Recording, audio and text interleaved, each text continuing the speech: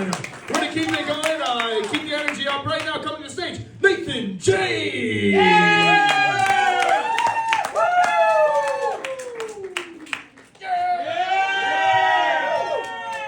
How's everybody doing tonight? Mark's doing great. Gout's not kicking in. So, you guys ever realize how fast your phones just kind of steer you down different rabbit holes and everything?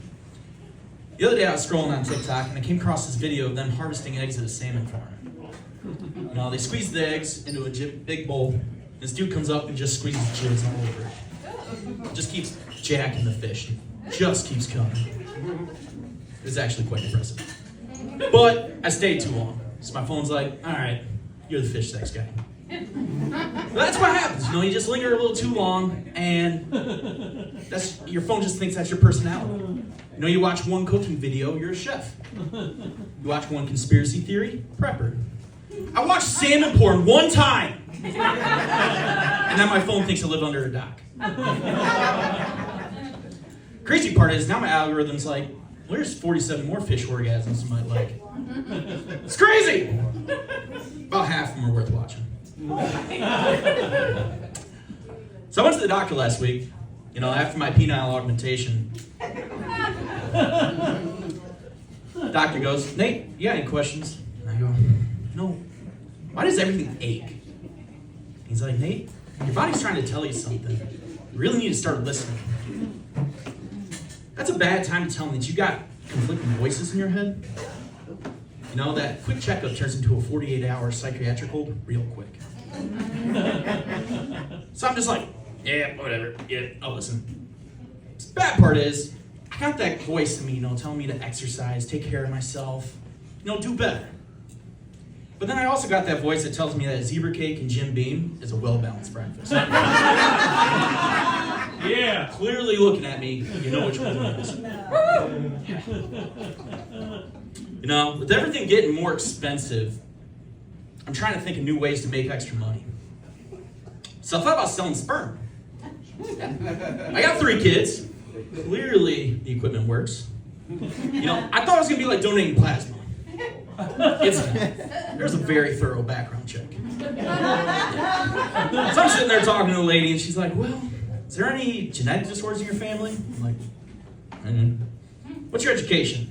I said, yes. And she goes, what are your qualifications? And apparently dropping impressive loads was not what they're looking for. So I think I might start door dashing.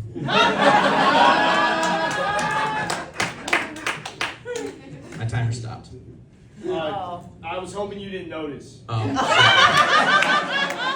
Observant. Highlight. It's like Gatorade. Yeah. All right, I'll do one more joke. Just do an hour. An hour? Yeah. It's going to be very sad, guys. One more. All right, so with all this, waste, fraud, and abuse I've been seeing in the news, it really pisses me off. I saw the story of the Australian government doing this wild experiment. And I'm like, you know what? If Australia's doing it, you know damn well we've done it. So I did my own little Doge dive, and this is what I found.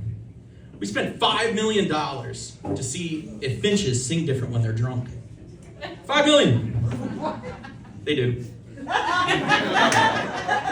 We spent $592,000 trying to figure out why chimps fling their shit. Another $117 to determine that most are right-handed. Very useful information. And then my personal favorite, we spent $240,000 to see how bees react to cocaine. They dance. You know, give bees cocaine, they turn into drunk white women at a wedding.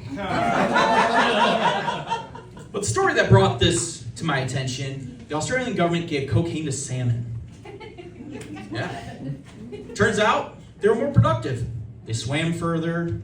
Turns out if you give anything cocaine, it probably gets a little more productive. But then I'm sitting there thinking, I'm like, you know what? A coked up salmon, it's gotta be a wicked orgasm to watch. That's it. Thank you guys.